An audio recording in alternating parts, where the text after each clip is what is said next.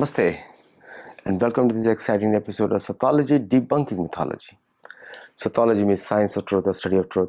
Opposite of that is mythology, which means science or study of fake lie or imagination.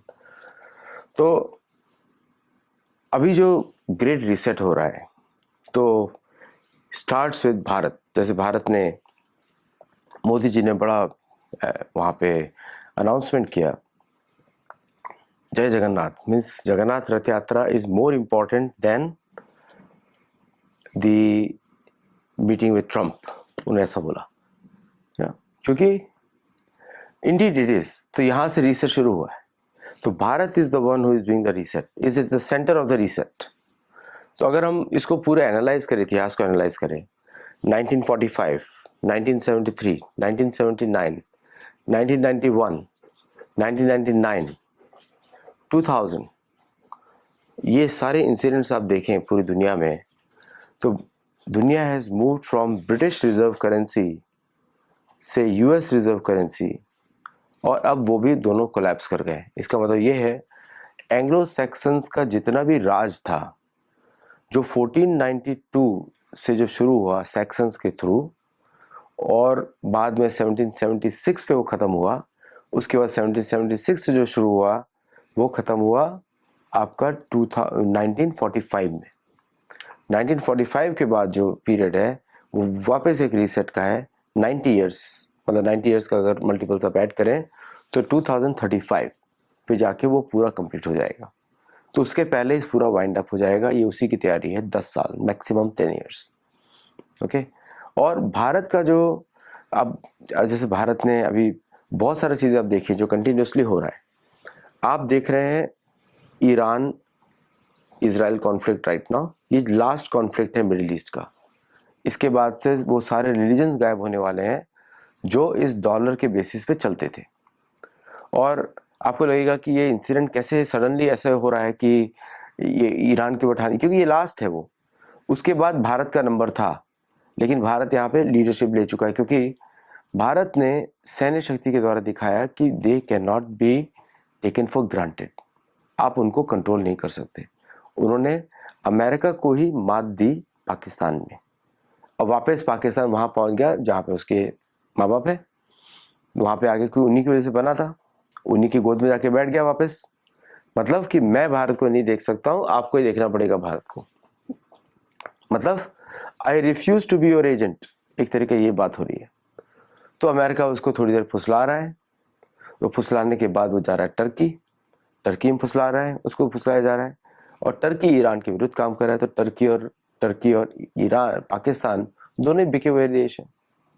वो अब Iran के पीछे लगे हुए हैं. आप जियोपॉलिटिकल इवेंट्स देखिए सारे, और आप भारत की प्रिपरेशन देखिए. भारत की प्रिपरेशन 2014 शुरू हुई, 2015, और उसका कंटिन्यूसली डीमोनेटाइजेशन हुआ. उससे किसको नुकसान हुआ? डीमोनेटाइजेशन से पूरी पश्चिमी एंग्लो सैक्सन इकोनॉमी बैठ गई. पाकिस्तान बैठा, यूके बैठा, यूएस बैठा, तीनों के तीनों बैठ गए. तीनों करें करिए. और अभी वापस करेंसी चेंज यूपीआई से कौन बैठा? यूपीआई से it was the second biggest hit.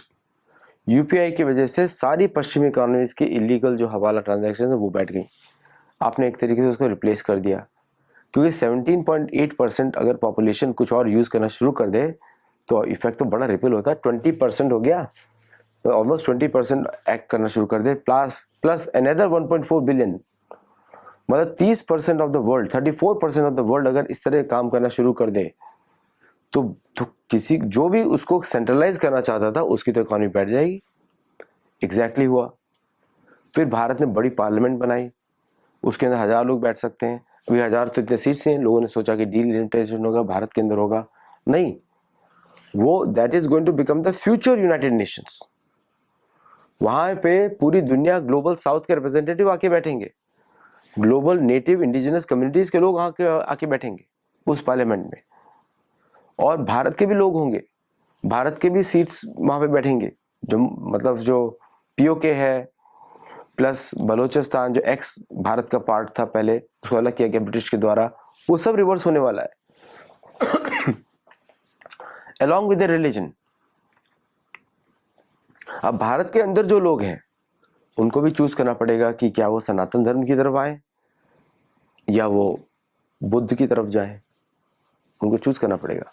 तो ज़्यादातर वो सनातन धर्म की तरफ ही आएंगे, क्योंकि पहले हिंदू थे, पहले वो लोग सब जबरदस्ती कन्वर्ट किया गया था सबको, और गरीबी के लिए उनको गरीब बना के उनको बेच दिया आपने चूरन कि आप करो दंगे। और जो उनके जो एलीट लीडर्स हैं वो बैठे हुए हैं, उनके बच्चे पढ़ रहे हैं पूरी दुनिया में, उनको ही पता लगेगा। उनको बहुत बड़ा मूर्ख बनाया गया है। दे वर द कैरेट्स। जैसे पाकिस्तानियों को पता लग रहा है, 25 करोड़ पाकिस्तानियों को पता लग रहा है कि असली में जो था, जितना भी वो पैसा वहां से कमाया जा रहा था वो एलीट कमा रहा था, उनको दिया गया चूरन। तो इट्स ए मेजर मूव। और आप डोनाल्ड ट्रंप का भी देख लीजिए, उसकी कौन सुन रहा है। वो अभी पीट हेक्सेथ को भी डांट रहा था, तुलसी गबार्ड को भी डांट रहा था, सबको डांट रहा है। उसको पता है उसको एक मोहरा बनाया गया है। उसको लगा कि उसने इलेक्शन जीत लिया और बड़ी मैंडेट से आया, अमेरिका में कुछ चेंज करेगा। उसको मालूम नहीं कि जिस एंग्लो सैक्सन्स ने कॉलोनी बनाई है वो उस कॉलोनी को अपने हिसाब से चलाना चाहते हैं, और उनका पूरा पूरा दबदबा है चर्च के माध्यम से। तो तुम जितना क्रिश्चियन की बात करोगे, टकर कार्लसन और ऐसे जैसे लोगों की वजह से, उतना ही तुम मेरे चंगुल में हो। तो वो सारे जो लोग हैं उस डीप एस्टेब्लिशमेंट से कनेक्टेड हैं, उन सब ने इसको ठेंगा दिखाना शुरू कर दिया उसी के क्राउड में, मागा के क्राउड में। और वो खुद उन्हीं के चंगुल में है, और वो उनको सपोर्ट भी करना चाहता है। लेकिन एक दूसरा फैक्शन है इसी अदृश्य राज्य का जो चाहता है कि वो वैसी इकोनॉमिक पॉलिसीज लेकर आए जिससे कि दुनिया में उनका एक्सेप्टेंस बढ़े और वो वापस दुनिया को कैप्चर करने की कोशिश करें थ्रू रिजर्व करेंसी। उसका प्लान क्या था? वॉर्स क्रिएट करो और फिर वहां पे जाके आप शांति की बात करो। लेकिन इसके अंदर इतना दम नहीं है। ये युद्ध करने वाला व्यक्ति नहीं है, इसको युद्ध करना नहीं आएगा और ये कर भी नहीं पाएगा। तो ये पीछे हट रहा है, बार बार पीछे हट रहा है। उसको फोर्स कर रहे हैं। अगर नहीं करेगा तो उसको हटा दिया जाएगा। तो ये बड़ी दुविधा में फंसा हुआ है, इसलिए फ्रस्ट्रेशन में सबको चिल्ला रहा है, क्योंकि उसको मालूम है उसके आसपास जितने भी लोग हैं सब उस अदृश्य राज्य के लोग हैं, जिनको बहुत ही केयरफुली चूज किया गया कि वो पागलपन मतलब उद्दंडता से युद्ध करेंगे। स्टीफन मिलर, पीट हेक्सेथ, ये सब लोग। उसमें से जो अच्छे लोग थे, तुलसी गबार्ड, एलॉन मस्क और आपका विवेक रामास्वामी, मतलब अच्छे इन द सेंस कि एटलीस्ट थोड़ा कॉमन सेंस था उनमें, उन सबको पहले हटा दिया गया क्योंकि कोलैप्स की स्क्रिप्ट में वो उनका कोई योगदान नहीं है। तो कैंपेन तक तो आदमी ठीक था, लेकिन कैंपेन के बाद जब एंड मोमेंट आ रहा था कैंपेन का, तो लोगों को मालूम था अगर ये कंप्लाई नहीं करेगा तो ये इंपॉर्टेंट नहीं है हमारे लिए। एग्जैक्टली ऐसा हुआ कि कंप्लाई नहीं करेगा तो ये अभी इसको फोर्स किया जा रहा है कि आप वहां पे भेजिए। और किन लोगों ने क्या क्या प्लेन्स भेज दिए अभी इसके हाथ में कंट्रोल में ही नहीं है, कोई बता ही नहीं रहा है कि प्लेन्स भेज दिए, ये कर दिया, वो कर दिया, बीफ बॉम्बर्स कर दिया, ये कर दिया, वो कर दिया। अभी इसको ये समझ में नहीं आ रहा है कैसे रोका जाए, क्योंकि इसके हाथ से नहीं है। जुलाई 4 जुलाई को पूरा एक्सप्लोड होने वाला है, पूरा का पूरा 4 जुलाई को एक्सप्लोड होगा। 4 जुलाई को तुरंत वहां पे एक्शंस होंगे और वहां पे इसको एक्सप्लोड किया जाएगा पूरा।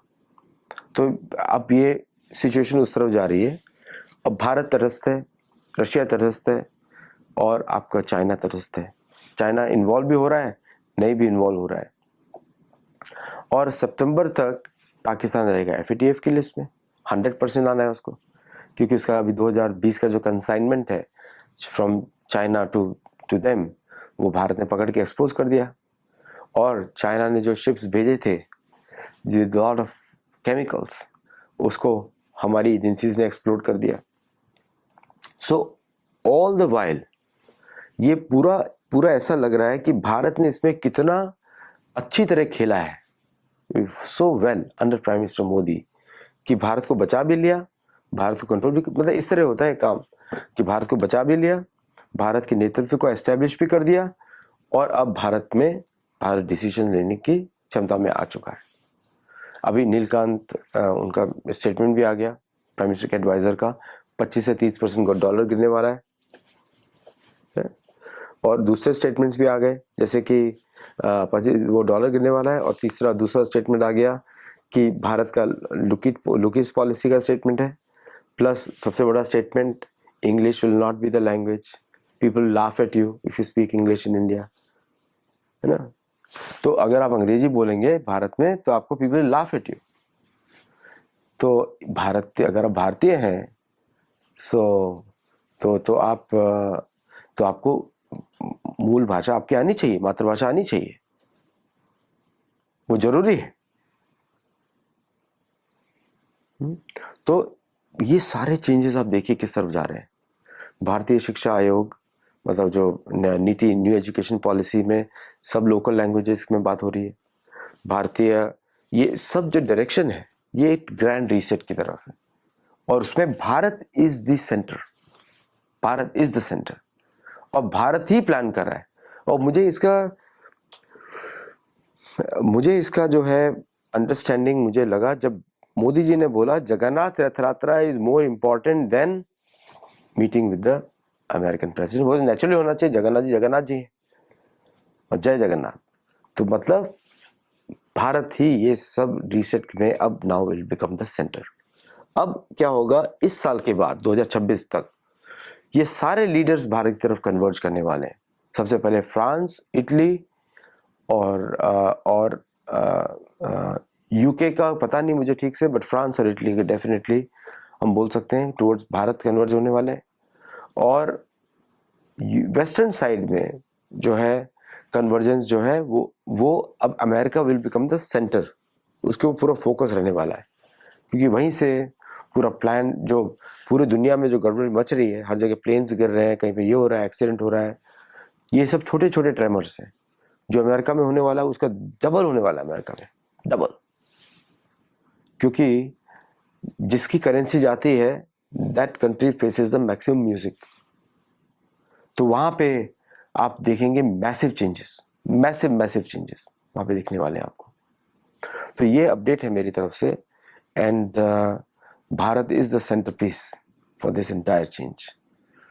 देखते रहिए सत्योलॉजी को, लाइक करिए, शेयर करिए, हमारे गुरुकुल में जुड़िए। अच्छा, एक और बात मैं बता दूं कि मोदी जी 1000 साल की बात कर रहे हैं, मैं बता रहा हूं अगले 3000 साल सनातन धर्म के रहने वाले हैं, जहां पे सनातन धर्म ऊपर जाने वाला है।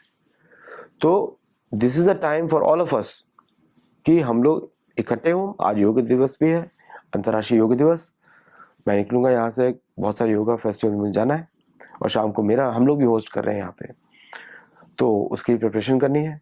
तो आज के दिन it's a very important day for us, कि अब पूरे विश्व में हम लोग योग दिखा रहे हैं। सऊदी अरेबिया में योग दिख रहा है, साउथ कोरिया में दिख रहा है, अनेक पार्ट, मंगोलिया में दिख रहा है, रशिया में, अमेरिका में, यूके में, पूरे यूरोप में दिख रहा है, हर जगह। ये दिखती है शक्ति भारत के नए नेतृत्व की। और अब आज योग दिवस के दिन एक नया भारत उभर के अभी आगे आएगा। मतलब हर साल ऐसा होता है, लेकिन ये दिवस will be the more important दिवस फॉर एवरीबॉडी, योग दिवस, क्योंकि यहाँ पे पूरे समाज एकत्रित हो रहा है, पूरा दुनिया एकत्रित हो रहा है योग के माध्यम से, और ये भारत की लीडरशिप दिखाता है। और भारतीय parliament will be the most important parliament in the world होने जा रहा है। तो reset begins with India, led by India. The world reset is led by India, no other country. पूरी दुनिया को डरा दिया है भारत ने अग्नि 6 के अनाउंसमेंट से। उसकी कैपेसिटी आप सुनेंगे तो आपको दंग रह जाएंगे। पब्लिकली लोगों को पता नहीं है, बट अग्नि 5 अगर किसी ने देखा है तो उसके ऊपर की कैटेगरी है, इसलिए दुनिया डर रही है। तो देखते रहिए, ये नया समय है, और मुझे ऐसा लगता है कि तेजस का फेडेक कंट्रोल इंजन जो है जी के, उनको भारत कैंसिल करेगा, इवेंचुअली करेगा ही करेगा। अब मैंने आपको बताया था कि फेडेक का कितना प्रॉब्लम होता है, बताया था हैकेबल है, तो वो होना ही है किसी भी हालत में। सैथोलॉजी देखते रहिए, और बहुत सारे शोज आने वाले हैं और नए गेस्ट के साथ आने वाले हैं। और हिंदू पंचायत सैटरडे का आज हमारा वापस कैंसिल हुआ, 2 हफ्ते से कैंसिल हुआ, अगले हफ्ते डेफिनेटली रहेगा। तो प्लीज जुड़िएगा हिंदू पंचायत में। नमस्ते एंड जय जगन्नाथ।